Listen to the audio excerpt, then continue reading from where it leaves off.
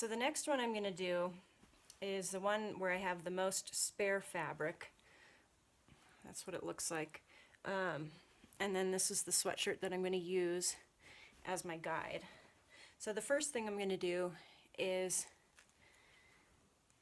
cut this at all the seams because it's large enough to where I'm going to have to make everything smaller. So I'm going to cut all the seams. So now I have the back of the fabric that I'm using folded in half, and I had to switch shirts because this has the same sleeve style. We need something that has a sleeve that fits like that, as opposed to kind that comes well over the shoulder. So I switched it out for this one, okay, and I made sure that I folded it exactly in half along the same as the fabric. And then what I'm going to do is I'm just going to use this as kind of a shape guide. I'm going to cut along here, following the seams from the shirt.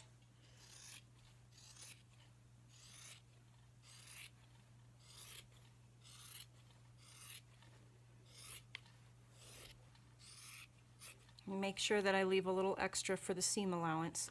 And here's the side seam, and here is my seam where the sleeve attaches to the back side.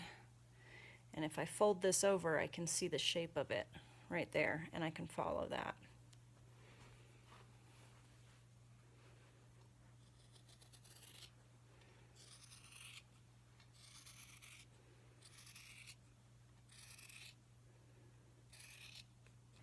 Okay, and here's the shoulder seam.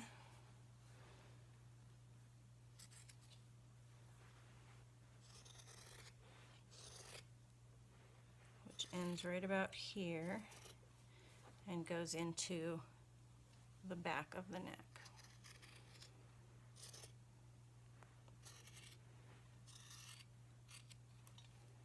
So now we have our back.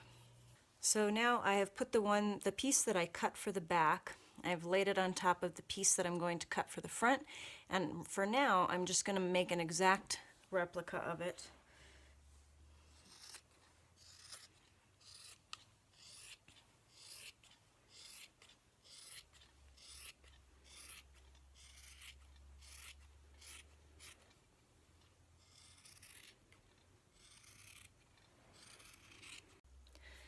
Here I have my front panel and my back panel, and if you look at how shirts are constructed, this seam here where the sleeve attaches to the front is goes in more here than the back one, because the back one comes around your shoulder, and this one the sleeve comes in closer. And of course I'm going to cut the neckline in. The things that really need to match is the distance of the shoulder seam to the side seam here. These need to match up when I'm getting ready to sew it. Also, the shoulder seams from this side to here, because this will be my neckline, this needs to be exactly the same when I sew it. So what I'm going to do is I'm going to take my front panel and I'm going to cut. I'm not going to change this right here, because if I cut that lower then the seams won't match up. I'm going to take this right here and I'm going to go in a little bit,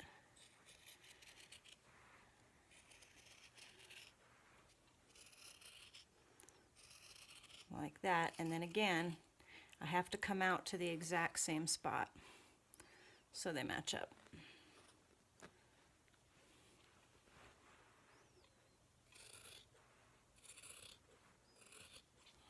Okay, next I'm going to make this a V-neck, so I'm going to cut, again I'm not going to change the width of this shoulder seam, so I'm going to go at that exact same spot, but I'm going to cut it down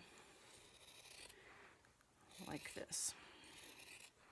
And I'm actually cutting it lower than I want it because I'm going to make an insert to be that nice edge there. So here's my front panel, and you can see the neckline that I cut out. Then what I did was I cut 1.5 inch strip from my extra fabric, okay? And you want to check the neckline, make sure that the stretch is going the way that you want it. I wanted the firmer stretch on the neckline so it won't get saggy, so I cut it that way. What I'm going to do is I'm going to line a piece up here with the neckline.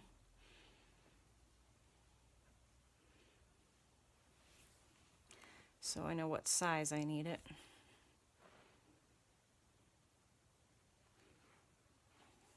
And I'm going to cut it here to match the shoulder seam.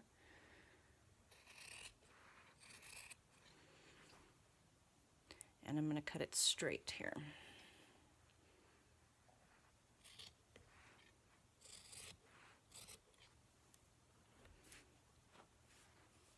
And then I cut one the exact opposite of that.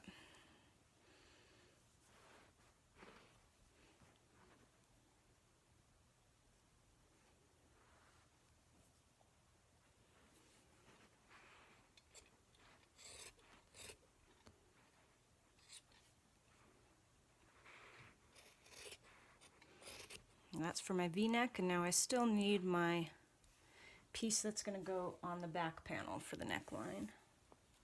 Sorry guys, something happened to my clip of my V-neck, and I can't get it back now, so I have to reenact this with paper, okay? So you take your whatever fabric you're using for the V-neck, you cut it 2 pieces, okay? And what we're going to do, this is going to be the actual size of the V-neck. So you're going to want to double it. So you're going to want to fold it, plus allow for your seam allowance in here, okay?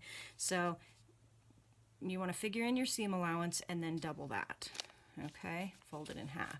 Once you've cut your pieces, then you put the 2 right sides together like that. This will be the shoulder seams. Then we fold it together long ways like that, okay? And then you snip it here. That way it will be even on both sides, okay? Now the next thing you want to do is you want to put in a stitch here. You probably want to start at the center and stitch out, turn it around, start at the center and stitch out again. And then after you trim that, when you're finished sewing it, turn this right side out, and then you will have this, okay? So this is your finished edge, and this is the part that will be attached to the garment, right side to right side, so it'll be placed like that in order to sew it. And then when you're finished sewing it, you'll open it back up, and you'll have your garment will be here with the hidden seam on the wrong side of the fabric. So when I looked at this, I didn't have to mess with the shape because the shape's pretty much the same with all shirts, and I put it up there and it's going to work just fine. What I did do is I trimmed the sleeve and made it more narrow, and as you can see, I didn't make it narrow all the way up. I don't want a tight fitted sleeve. I want a loose, comfortable, slightly baggy sleeve, and that's why I'm allowing more room here in the upper arm. So now that I have my sleeve ready, I'm going to pin it to my front and back sections, which are now sewn together. So it's going to look like that. So if we want it to look like that, we've got to do right sides together.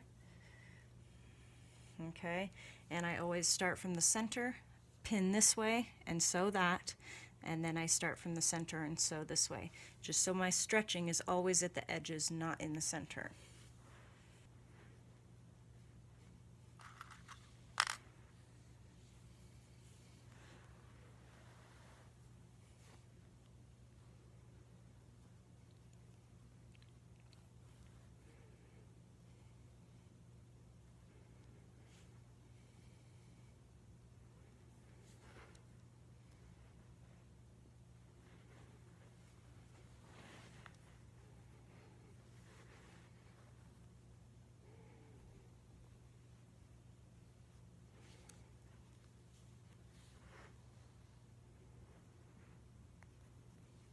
So now that my sleeves are attached, I'm going to pin this, right sides together, start at the armpit and go this way, and then the same thing I'm going to pin and sew this way.